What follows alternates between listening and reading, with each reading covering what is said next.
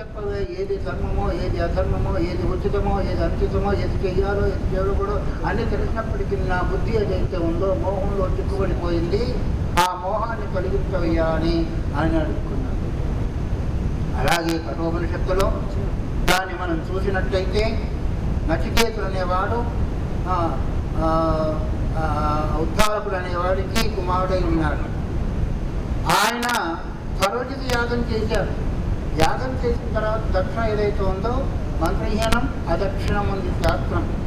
ఏదైనా పుణ్యకాలం చేసినట్లయితే దానిలో మంత్రం చక్కగా ఉండాలి, దక్షిణ ఉండాలి, అన్నదానం ఉండాలి, అప్పుడే సఫలీకృతం అవుతుంది. అందువల్ల సర్వత్యాగము చేసిన తర్వాత మొత్తం దానం చెయ్యాలి సామాన్యంగా. ఆ యాగం యొక్క పద్ధతి పూర్వకాలంలో గోసంపద ఎక్కువగా ఉండేది. ధన సంపద కంటే కూడా గోసంపదను ఎక్కువ పవిత్రంగా భావించేవాళ్ళు. కొన్ని వేల కొన్ని లక్షల గోవులు వాళ్ళు సాకి వాళ్ళు దానం చేస్తుండేవాళ్ళు. ఎందుకంటే గోమాతకు అంత పవిత్రం ఉంది. గోమాత, భూమాత, అది స్వదేశమాత, గంగామాత, గాయత్రి మాత ఇవంతా కూడా తల్లి స్వరూపంగా భావిస్తుంటారు మన భారతీయులంతా కూడా. అందువల్ల ఆ గోమాతలో సమస్త దేవతలు నిండి ఉన్నారనే ఉద్దేశం చేత సమస్త దేవతలు నివసించున్నారని, ఆఖరికి తల్లి పాలు లేకుంటే ఆవు పాలనైనా చిన్నపిల్లవానికి పట్టించి బతికిస్తూ ఉంటారు. కాబట్టి ఆ గోవులంతా కూడా దానం చేస్తున్నారు. ఎవరు? తండ్రి. ఎటువంటివి? పీతోదక జగ్ధతృణ దుగ్ధదోహ నిరింద్రియ అనందానామ తేలోక తాగం తదచ్చది. పీతోదక నీళ్ళు తాగి ఇంకా నీళ్ళు తాగలేవు అవి. దుగ్ధోదక పాలు ఇచ్చి ఇంక పాలు ఇచ్చే పరిస్థితిలో లేవు. జగ్ధతృణ తినేదేదో తిన్నది, ఇంకా గడ్డి నవ్వులే శక్తి కూడా వాటికి. ఎంతమంది ఆవులు చెప్పండి? అవి ఆవులేనా? పాలు ఇవ్వవు, గడ్డి తినవు, నీళ్ళు తాగలేవు, అడుగు తీసి అడుగు పెట్టలేము. అటువంటి గోవులంతా కూడా దేశే కాలే చ పాత్రే చ తద్దానం సాత్వికం శృతం. ఏ దేశమందు ఏ కాలమందు ఎలాంటి దానం ఇవ్వాలో అది ఇచ్చినట్టు, ఏ దేశంలో ఏ సమయంలో ఏ వస్తువు దొరకదో అలాంటి వస్తువును మనం ఇస్తే ఎక్కువ పుణ్యం అన్నారు. దొరికేది ఇస్తే కదా. టమాటాలు ఇప్పుడు ఏదో టీవీలో వార్తలు వేస్తూ ఉంటారు, చిత్తూరు జిల్లాలో 90 పైసలకు కిలో టమాటాలు అంట. అక్కడ పోయి మీకు టమాటాలు దానం చేస్తే మీకు ఏమైనా పుణ్యం వస్తుందా? రాదు. అక్కడ ఏ వస్తువు అయితే దొరకదో అది తీసుకుపోయి దానం చేస్తే ఎక్కువ. దేశే కాలేత పాత్ర ఇచ్చా అన్నారు. కానీ ఇక్కడ ఉద్ధారకుడు ఏం చెప్తున్నాడు? ఆ తీసుకున్న వానికి బాధ, పోయిన గోవులకు బాధ. గడ్డి తినేదానికి శక్తి లేదు, పాలు ఇచ్చేదానికి శక్తి లేదు, నీళ్ళు తాగేదానికి శక్తి లేదు, అడుగు తీసి అడుగు పెట్టేదానికి శక్తి లేదు. అలాంటి గోవులను దానం చేస్తున్నాడు తండ్రి. వాటిని చూశాడు కుమారుడైన నచికేతుడు. చిన్నపిల్లవాడు. ఎటువంటి వాడు? అది అప్రజన సమర్థ కుమార అన్న శంకర భగవత్పాదు. అంటే ఇంకేమాత్రం కూడా పెద్ద వయసు రాకుండా అబోధావస్థలో 6 సంవత్సరాలు 7 సంవత్సరాలు ఉన్నాడు ఆయన. వరే ఇంత యాగం చేసి ఇంత యజ్ఞం చేసి ద్రవ్యదానం చేయవలసిన సమయంలో మా తండ్రి ఎందుకు పనికిరాని వస్తువులంతా కూడా దానము చేస్తూ ఉన్నాడు. నిజమైన పుత్రుని యొక్క కర్తవ్యం ఏంటి అంటే, తండ్రి అలాంటి ప్రవర్తనకు వెళుతూ ఉన్నప్పుడు కాస్త తనను తాను సమర్పించైనా మంచి మార్గంలో ప్రవేశాలనే ఉద్దేశం పూర్వకాలం ఉండేదేమో. అందుకని చూసిన తర్వాత అయ్యో ఇటువంటివి చేస్తున్నాడు. ఆనందానామతేలోక. ఆనందానామతేలోక అంటే ఆనందం దొరకని లోకం. ఏంటిది? నరకమే కదా, ఇంకేముంది? ఆనందం దొరికేదో స్వర్గము, ఆనందం దొరకంది ఏంటిది? అందుకొరకు ఇలాంటి దానం చేస్తే ఏం చేస్తారు అంటే నరకలోకం పోతారు, స్వర్గలోకం పోలేదు. యజ్ఞం చేసినందుకొరకు స్వర్గలోకం పోయేదానికి, స్వర్గభోగాన్ని అనుభవించేదానికి దానం చేస్తే ఏం సంపాదిస్తున్నాడు? నరకలోకానికి సంబంధించిన సంపదను ఆయన సంపాదిస్తున్నాడు. అందువల్ల మనం కూడా కొంతమంది ఏం చేస్తారంటే చినిగిపోయిన నోట్లు, కుండిపోయిన అరటి పనులన్నీ కూడా స్వామి దగ్గరికి సమర్పిస్తారు. ఎందుకంటే అక్కడైతే బాగా దొరికిపోతాయి అనే ఉద్దేశంతో. ఇప్పుడు ఇప్పుడు రూపాయికి కింది చెల్లవు కదా. 50 పైసల బిల్లలు, 10 పైసల బిల్లలు, పావుల బిల్లలు అంతా కూడా తీసుకొచ్చి ఆ హుండీలో అక్కడ వేస్తూ ఉంటారు. ఎందుకంటే వాళ్ళు ఎట్లాగా చేసుకుంటారు ఉద్దేశించి. ఎందుకు పనికిరావు? మేము తీసుకొని మేము గంగలో పడేయవలసి వస్తుంది. ఒక వస్తువు మనం ఇచ్చామంటే దాన్ని చూసి వాళ్ళు 4 మాటలు, అయ్యా ఇంత పుణ్యాత్ముడయ్యా, ఇలాంటి వస్తువు నాకు అవసరం కొరకు ఇచ్చారనే భావన వచ్చేట్టుగా మనం దానం చేయాలి. దానం ఎవరు? ప్రతిగ్రహత గొప్పవాడా, గ్రహీత గొప్పవాడు? ఇచ్చేవాడు గొప్పవాడు, తీసుకునేవాడు గొప్పవాడా? మలయాళ సమాజంలో ఒకే మాట అన్నారు, నీ చెయ్యి ఎప్పుడు పైన ఉండేట్టు చూడు కానీ కిందికి పోయేట్టు చూడకున్నారు. కిందికి పోయేది ఎవరిది? అడుక్కునేవాడిది. పైన ఉండేది ఎవరిది? ఇచ్చేవాడిది. అందుకొరకే వామన చక్రవర్తి ఏమన్నాడు ఆయన?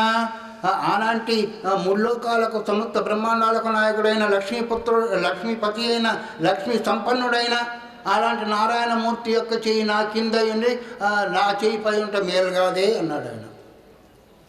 వాళ్ళు ఆ విధంగా ప్రీతిని యశక్కామలై వాళ్ళు యశస్సును కీర్తిని సంపాదించిపోయారు, కానీ ధనాన్ని ఎవరు పట్టుకొని పోలేరు, అనుభవించలేరు కూడా. అందుకొరకు ఇక్కడ ఈ ప్రపంచ వస్తువులను మనం వాడుకొని ఏం చేయాలా? శరీరం నిలిచేదాని కొరకు మనం ఎంతైనా వాడుకోవచ్చు, కానీ అనారోగ్యం వచ్చేట్టు వాడుకోకూడదు. అది నిలిచిన తర్వాత ఏం చేయాలి? ధర్మకార్యాల కొరకు, ఆత్మకార్యం కొరకు, ఆత్మానుసంధానం కొరకు శరీరాన్ని, వాక్కును, మనస్సును మనం వినియోగం చేసుకునేదానికి ప్రయత్నించాలి. కానీ ఇక్కడ తండ్రి చేసేదానికి ఈయన చూసేదానికి వేరుగా ఉంది. కానీ అందువల్ల ఏ విధంగానైనా ఈ క్రియ నుంచి తప్పించాలనుకున్నాడు. అన్ని దానం చేస్తూ ఉంటే నేను కూడా నీ సొత్తునే కదా. ఎట్లాగైతే ఇంట్లో ఉన్న వస్తువులు ఇంటి అధికారికి వస్తువులో తన సంతానం కూడా తన యొక్క వస్తువు కాబట్టి కస్మై మాం దదాసి ఇది కస్మం దదాసి, నన్ను ఎవరికి ఇస్తావు అని అడిగాడు మొక్కుతారు. ఎవరు? నచికేతుడు. చిన్నపాళ్ళు ఏదో తెలియకుండా అంటాడు, కస్మై మాం దదాతి. మళ్ళీ ఒకసారి నాడు ఎవరికి ఇస్తున్నావు? మళ్ళీ ఏమన్నా మూడోసారి వరకే నిన్ను యమునికి చెప్తాను పో అన్నాడు. మంచిదే. పూర్వకాలంలో ఒక మాట అన్నారంటే దానికి గీచినట్టుగా, ఏం గీటు? రాతి మీద గీచినట్టుగా ఉండేది. నీళ్ళ మీద గీటు, మట్టి మీద గీటు కొంతకాలానికి పోతుంది, కాకణంలో పోతుంది. కానీ బండ మీద గీచిన గీటు సామాన్యంగా పోదు. అందుకని ఒక మాట అన్నారంటే అది అయి తీయలేదు వాళ్ళకు. కూడా ఆ మాట మీద నిలబడి ఉండేవాళ్ళు. అందుకరికి బుద్ధి ఉంది, ఎవరినైనా నేను భవిస్తాను, మోస్తాను, కానీ ఆడి తప్పిన వాడిని నేను మొయ్యలేను అంది. ఆడి తప్పట కంటే మరణంబు మేలు అన్నారు ఆయన. అందుకొరకు సత్యవాక్ పరిపాలకులకు ఏముంది దగ్గరికి పోతాం. మీరు కాదనుకోండి, మాలాంటి వాళ్ళు తప్పు చేసిన వాళ్ళు, మీరు కాదు మేము కాదు, తప్పు చేసిన వాళ్ళు ఊరికెందుకు గొడవ కదా. ఆ తర్వాత మరి ఇప్పుడేమో ఆయన సశరీరంగా వెళ్ళాడు అంటే అప్పుడు ఎంత సత్యవాక్ పరిపాలకులు ఉండేవాళ్ళు. అట్లాగే భీముడు వెళ్ళాడు, అర్జునుడు వెళ్ళారు స్వర్గాది లోకాలకు, దుర్వాసాది మహర్షులు వెళ్ళారు అంటే ఆ యొక్క సత్యవాక్ పరిపాలన, తపస్సు యొక్క సంపద యొక్క దాని ద్వారా వాళ్ళు వెళుతూ ఉండేవారు. అక్కడికి వెళ్ళిన తర్వాత 3 రోజులు ఆయన లేడు. లేకపోతే అక్కడే తిండి తినకుండా ఉన్నారు. మంత్రి చెప్పారు, ఇంట్లో వాళ్ళు చెప్పారు, నేను అసలు వాడిని దర్శనం అయినంత వరకు నేను ముట్టుకోను, ఏం మంచిని కూడా ముట్టుకోలేదు ఆయన. అందువరకు 3 వరాలు అడగమన్నాడు. 2 అడిగారు అనుకోని ద్వేషం. కానీ నేను ఒకవేళ అధికారిని అయితే నాకు ఒక సందేహం ఉంది. ఇక్కడ అర్జునుకి ఎట్లాగైతే సందేహం లేదు, ధర్మ సమ్మూఢ మోహ అనే దాని లోపల, అట్లాగే అక్కడ నచికేతుని కూడా సందేహం కలగడం కాదు. నచికేతుడు తన నిమిత్తంగా చేసుకొని మనందరి కొరకు అడిగాడు. అస్థిత్యేకే నైవాస్థిత్యేకే ఏతద్విద్యామనశిష్టత్వయాహం. అస్థిత్యేకే నాయమస్థిత్యేకే. కొందరు శరీరం వదిలిపెట్టిన తర్వాత ఆత్మ ఉంది అని కొందరు అంటున్నారు, లేరు అని కొందరు అంటున్నారు. నాకు సందేహం కలిగింది. త్వయా అనుశిష్ట అంటే నీతో శాసింపబడిన వాడిని ఇప్పుడు నాకు గురువును. ఎందుకొరకు ఎంతవరకు అయితే భావం రాదో, శిష్యస్తేహం షాధి మాం తాం ప్రపన్నమని అర్జునుడు అనలేదు, అంతవరకు ఆయన వాస్తవాన్ని బోధించలేదు. ఇక్కడ నచికేతుడు కూడా అనుశిష్టత్వయాహం, నేను నీ ద్వారా శాసింపబడేవాడినట్టు శరణాగతిని పొందాడు. అందుకొరకు ఎక్కడ కానీ గురు శిష్య సాంప్రదాయము ఒక పవిత్రమైన బంధం, భార్యాభర్తల బంధం ఎట్లాగైతే పవిత్రమైన బంధమో, గురు శిష్యమైన బంధం ఏదైతే ఉందో ఆ బంధం అటువంటిదే. మీరు మెడలో ఒక తాడు కడితే అది జీవితాంతం బంధమే ఎట్లా అయిపోతుందో అట్లాగే మంత్రమైన శరీరం చేసిన ఒక మంత్రానుసంధానం చేస్తూ మంత్రాన్ని అందించిన గురుదేవుడికి శిష్యుడికి అలాంటి బంధం. ఒకవేళ మీ బంధం పోతే పోవచ్చు, ఈ బంధం మాత్రం, గురుబంధం మాత్రం ఎప్పుడూ సామాన్యంగా పోయేది కాదు. అందువలనే ఇక్కడ యమన్ దగ్గరికి వెళ్ళిన నచికేతుడు షాది అనుశిష్టత్వయాహం, నేను నీ ద్వారా శాసింపబడాను కాబట్టి లోకంలో కూడా ఈ విధంగా సందేహం ఉంది. ఎందుకంటే కొంతమంది ఏమో యావజ్జీవం సుఖం జీవేత్, ఘృతం చెప్తా పితం పివేత్, ఘృతం పిబేత్, భస్మీభూతస్థ దేహస్థ పునరాగం కృత. జీవించ పూర్తి అయిన తర్వాత ఆఖరికి ఇన్ని నాటకాలు ఇన్ని చేసిన ఎన్టీ రామారావు, నాగేశ్వరరావు ఉన్నారా? చవని ఉంచుకుంటారా మీరు? పెట్టెలో పెట్టి ఉంచుకుంటే 10 రోజులు 20 రోజులు ఆఖరి దశరథ మహారాజు కూడా 15 రోజులు నూనె పెట్టుకున్న తర్వాత ఎవరైనా పోవలసిందే, పంపించవలసిందే. కానీ ఈ శరీరం పూర్తయిన తర్వాత వచ్చేవాడు అడిగేవాడు అందుకొరకే 2 గతం పిబేతు అప్పచేసి పప్పు తినవయ్యా నీకేం పర్వాలేదు అని. కానీ మన శాస్త్రం ఒప్పుకుంటుందా? కర్మ సిద్ధాంతాన్ని అనుసరించిన మనుషులు శరీరం పోయిన తర్వాత ఆత్మ ఉంటుందని ఉద్దేశించే స్వర్గాది భోగాల కొరకు యజ్ఞయాగాదులు చేస్తున్నారు, అశ్వమేధ యాగం చేస్తున్నారు, ఇంకేమో చేస్తున్నారు. కొంతమంది అసలు ఉండనే ఉండదు అంటున్నారు. అసలు నాకు సందేహం కలిగింది చెప్పయ్యా అన్నాడు ఆయన. ఎవరు వింటున్నారా నిద్రపోతున్నారు? అక్కడ ఒక అమ్మగారు నిద్రపోతున్నారు, అట్లాగే మీరా నిద్రపోతున్నారేమో అని. మనం వచ్చింది వినేదానికి, నిద్రపోయేదానికి కాదు కదా. అందువల్ల నాకు సందేహం కలిగింది చెప్పు అంటే అప్పుడు ఆయన ప్రారంభం చేశాడు. ఇక్కడ అర్జునుడు ధర్మ సమ్మూఢ జన్మోందు నాకు సమ్మోహం కలిగింది అంటే ఈయన ప్రారంభం చేశాడు. అందుకొరకు తాను యొక్క నిజస్వరూపాన్ని తెలుసుకోగలుగుతాడు. అందుకొరకే ఆత్మాన మరణం దత్వా ప్రణవంచోత్తరాణం జ్ఞానిర్వందనాభ్యాసాత్ పాఠం దహతి పండితాన్ని కైవల్య శృతి చెప్పినట్టుగా ప్రణవో ధర్మో శరోహి ఆత్మ బ్రహ్మతల్ లక్ష్యముచ్చితే ఏదో ఒక మంత్రాన్ని తీసుకొని నువ్వు దాన్ని అనుసంధానం చేసి నీ లక్ష్యభూతమైన ఆనందం ఏదైతే ఉందో, పరమాత్మ స్వరూపం ఏదైతే చక్రవర్తిత్వాన్ని అనుభవించాలని ఉద్దేశించేత వాళ్ళని పంపించేశారు. చక్రవర్తిత్వం దాని మీద కూర్చున్నారు. కానీ వాళ్ళు ఎప్పుడైనా శాంతిగా భోజనం చేయగలిగారా? అన్ని భోగాలు ఉన్నాయి. రాణులు మహారాణులంతా కూడా ఉన్నారు, సేవకులు ఉన్నారు, ధనం ఉంది, సంపద ఉంది, యవ్వనం ఉంది, అన్నీ ఉన్నాయి. కానీ శాంతిగా 4 మెతుకులు తినగలిగారా? చెప్పలేమండి. ఎందుకు? ఎంతసేపు వాళ్ళని ఎట్లా బాధ పెట్టాలా, వాళ్ళని ఎట్లా ఇటు శేఖని, అటు దుర్యోధనుడు, అటు కర్ణుడు, అటు దుశ్శాసనం వగైరా వగైరా అంత ఎంతసేపు రాత్రంబాలు ఇదే మంతనాలు వాళ్ళకి. అదే ధర్మరాజులు అరణ్యంలో ఉన్నారు, వాళ్ళకి ఎప్పుడైనా అశాంతిని పొందారా? ఇంకా వాళ్ళకి మేలు చేకూర్చింది.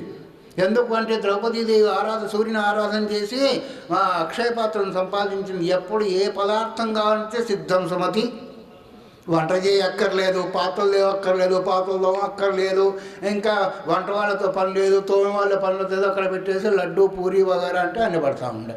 ఎవరి గొప్పతనం ఇప్పుడు? హాయిగా ఋషులను, మహర్షులను, బ్రాహ్మణులను, వేదంగా వేత్తాలంతా కూడా సేవించారు. ఇంకా ఒక ముఖ్యమైందంటే అప్పుడే వాళ్ళు దివ్యమైన అస్త్రాలను సంపాదించే అవకాశం కూడా కలిగింది.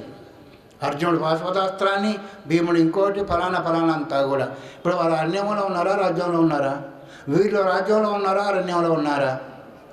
ఎక్కడ మనం ఉంటామో కాదు, మన మనస్సును ఎలా సిద్ధం చేస్తామో అది ముఖ్యం కావాలి. అందుకొరకే సాధు పరిషత్తులంతా కూడా మన మనస్సును ఎలా సవరించాలని చెప్పేదాని కొరకే అఖిలాండ సాధు పరిషత్తు ఏర్పడింది. యవనము ప్రధానం కాదు, సంపద ప్రధానం కాదు, వ్యక్తులు ప్రధానం కాదు. మన సంస్కారాన్ని ఏ విధంగా మార్చుకోవాలో, మార్చుకునే దానికి ఎలాంటి ప్రయత్నం కావాలో, ఎలాంటి శ్రద్ధ కావాలో దాన్ని బోధించేదాని కొరకే ఆధ్యాత్మిక కార్యక్రమాలు, మహానుభావుల యొక్క దర్శన స్పర్శన వాక్ యొక్క శ్రవణం కావాలి మనకు. అందుకొరకే శ్రీకృష్ణ భగవంతుడి వాడు గురువై ఉండి అర్జునుడికి బోధించిందే భగవద్గీత. సమస్త జీవులకు భయంకరమైనప్పటికీ అసలు భయాన్ని పోగొట్టే యమధర్మరాజు నచికేతుడికి గురువై ఉన్నాడు. అందుకొరకే ఆయన చెప్పిన బోధ ఏదైతే ఉందో ఆత్మబోధ, ఈయన చెప్పిన బోధ ఏదైతే ఉందో ఆత్మబోధ, రెండింటికి సమన్వయం చేసి చెప్పినా పర్వాలేదు. ఏ ఒక్కదాన్ని మనం అనుసంధానం చేసుకుంటూ అనుసంధానం చేసి దా తత్వాన్ని పొందేదానికి అవకాశం ఉంటుంది.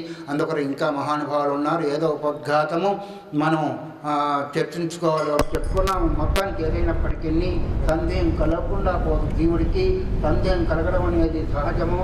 ఆ సందేహాన్ని తీర్చుకునే దానికి మహానుభావులు, అది ఎవరైనా కావచ్చు, గురువు ఫలాని వాళ్ళే కావాలి, సన్యాసులే కావాలని లేదు.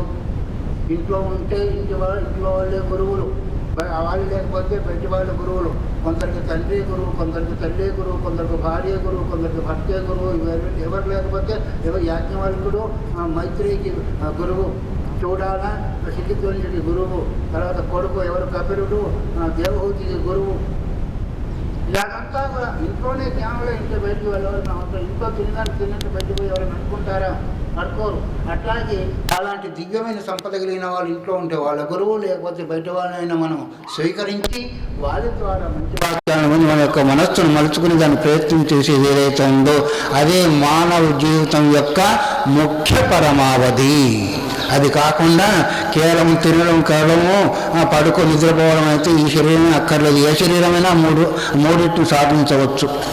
అందువల్ల ఏ కొంచెమైనప్పటికీ వాయుగంధ నివాసాది ఈ జన్మలో మనం ఎంతైతే సాధిస్తామో అది మనం ఎక్కడో మనం తాలింపు వస్తే ఇక్కడ మన ఘాటు వస్తుంది, ఎక్కడో సుగంధం ఉంటే మనకు సుగంధం వస్తుంది, ఎక్కడో దుర్గంధం ఉంటే గాలి ద్వారా మనకు ఎట్లయితే వస్తుందో ఒక శరీరంలోంచి ఇంకొక శరీరంలోనికి మనం ఏ మంచిని సాధిస్తామో ఏ చెడును సాధిస్తామో శరీరాంతంలోకి వెళుతుంది. కాబట్టి మనం తెలుసుకున్నప్పటినైనా మంచి వెడుగు వేయాలని సంకల్పం చేస్తూ అందుకొరకే మలయాళ స్వామి వారు అన్నారు, నేను ఒక నియమబద్ధమైన జీవితం గడపవాలని సంకల్పించిన నాటి నుండియే మానవ జన్మ ప్రారంభమగును. నేను ఒక నియమబద్ధంగా నడుచుకోవాలని నియమం లేకుండా ఉండేది ఏంటిది? పశువుల పక్షాలకంతా ఒక నియమం లేదు, తినే దగ్గర, కనే దగ్గర, నిద్రపోయే దగ్గర, సంపాదన దగ్గర. కానీ మానవుడు అట్లా కాదు. తనకు అన్ని రకాలుగా తెలుసుకునే శక్తి, ఆచరించే శక్తి, ఆచరింపజేసే శక్తి ఉంది. కాబట్టి ఈ రోజు నుంచైనా ఒక నియమంగా ఉండాలి, ఒక ఆచరణబద్ధంగా ఉండాలని సంకల్పం ఎప్పుడైతే చేస్తారో ఆ రోజు నుంచే మానవ జన్మ ప్రారంభమవుతుందని చెప్పిన మహానుభావుడు. అందుకొరకు ఎప్పటికైనా ఎన్ని జన్మలకైనా, ఎన్ని రోజులకైనా, ఎన్ని నెలలకైనా ప్రతి జీవుడు, ప్రతి మానవుడు కూడా ఈ పద్ధతిలోకి, ఈ దారిలోనికి రావాల్సిందని బోధించేది ఏదైతే ఉందో అఖిలాంధ్ర సాధు పరిషత్తు దాదాపు 49 సంవత్సరాలుగా పెద్ద పెద్ద మహానుభావులు, అనుభవానంద స్వామి వారు, నిత్యానంద స్వామి వారు, మాతా నిరంజనానంద గిరి వారు, తర్వాత బోధానందపురి స్వాముల వారు, సర్వేశ్వర స్వాముల వారు, భూమానందపురి స్వాముల వారు, గంగాధర స్వామి వారు, ఆచార్య ప్రసిద్ధానంద స్వామి వారు, సత్యనారాయణ స్వామి వారు, శంకర, వీళ్ళందరూ సేవ చేస్తున్నారు. ఎవరు చెప్పినప్పటికీ, ఏం చెప్పినప్పటికీ, ఎక్కడ చేసినప్పటికీ ఉన్న సారం ఏంటిది? మనం బాగుపడాలి లేదా బాగు చెయ్యాలి, రెండూ ఉండాలి. అందుకొరకు దాన్ని బోధించేదానికి ఏదైతే ఉందో మహాసభలు ఏర్పడ్డాయి. ఇప్పుడు ఆ దివ్య పదాన్ని మా పూజ ఆత్మానందపురి స్వాముల వారు, మన రామకృష్ణ మఠ అధ్యక్షుడు కడప వారు వారి యొక్క దివ్యవాన్ని, భవ్యవాన్ని ఒక అరగంట సేపు మీకు వినిపిస్తారు. హరి ఓం తత్సత్.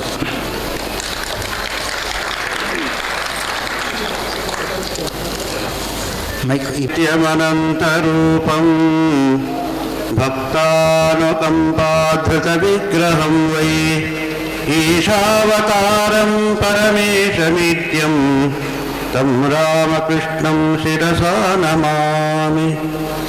ఓం సహనావతు సహనౌ భునక్తు సహ వీర్యంకరవావహై తేజస్వినావధీతమస్తు మా విద్విషావహై. ఓం శాంతి శాంతి శాంతి.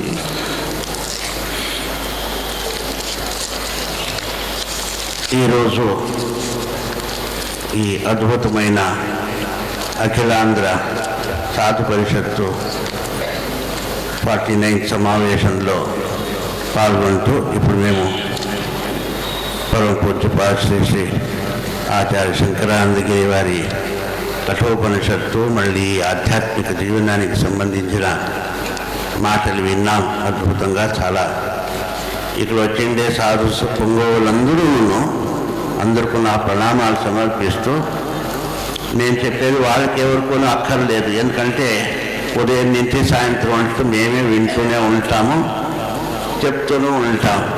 అయితే ఇక్కడ వచ్చిండే భక్తులు వాళ్లకు ఉపయోగం అయ్యేదో 4 మాటలు ఏదైనా చెప్పేదానికైతే ప్రయత్నిస్తాము. ఇప్పుడే చెప్పిన కఠోపనిషత్తు, స్వామి వివేకానందకు కఠోపనిషత్తు అంటే చాలా ఇష్టం. దానిలో నచికేత ఆయన